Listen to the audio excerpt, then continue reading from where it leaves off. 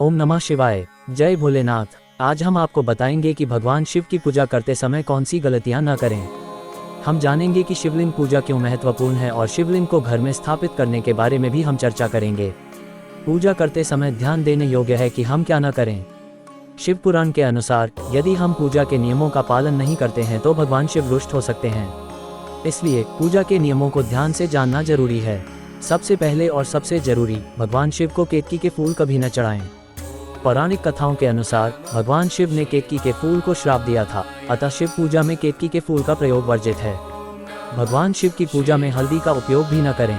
हल्दी का संबंध सौंदर्य से माना जाता है और भगवान शिव स्वयं वैरागी हैं, इसलिए उन पर हल्दी नहीं चढ़ानी चाहिए। कुमकुम या सिंदूर को भी भगवान शिव पर नहीं चढ़ाना चाहिए, किंतु शिवरात्रि के दिन आप कुमकुम भगवान शिव पर चढ़ा सकते हैं। शिवलिंग पर तुलसी के पौधे या उसके पत्ते रखने की भी अनुमति नहीं है। तुलसी अपने पूर्व जन्म में दैत्यों के राजा शंखचूड़ की पत्नी थी। भगवान शिव ने शंखचूड़ का वध किया था। शिवलिंग पर शंख से जल नहीं चढ़ाना चाहिए।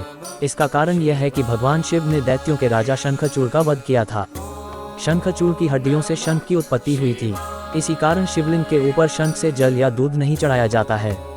अब जब हम जानते हैं कि क्या नहीं करना है, तो आइए जानते हैं शिवलिंग के महत्व के बारे में और कैसे उसे सही ढंग से पूजें।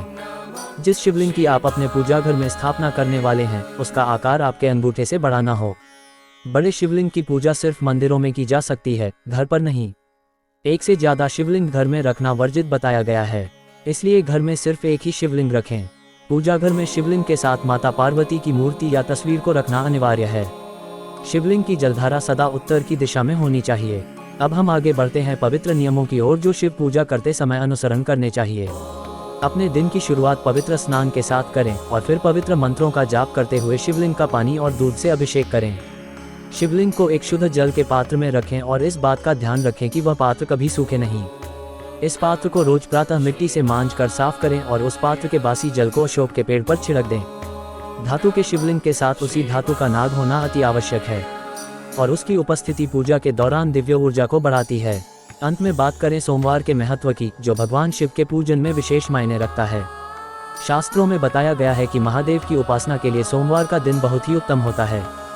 जो व्यक्ति सोमवार के दिन भगवान शिव की विधिवत पूजा करता है, शिवलिंग पर जल, दूध व बेलपत्र इत्यादि अर्पित करता है, उससे भगवान शिव प्रसन्न हो जाते हैं और वह अपने भक्तों को धन, ऐश्वर्य और बुद्धि का वरदान देते हैं। इस वीडियो में हमने शिवलिंग पूजा की महत्वपूर्ण बातें और नियमों के बारे में चर्चा की। आपके घर में शिवलिंग स्थापित करने से पूरे परिवार को भगवान शिव का आशीर्वाद मिलेगा और समस्याओं का समाधान होगा।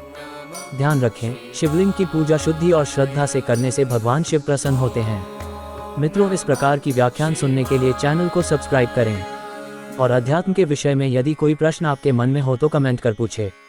हमारी टीम हर संभव प्रयास करेगी कि आपके प्रश्न का सही उत्तर खोजकर आप तक पहुंचा सके। धन्यवाद और दिव्य आशीर्वाद।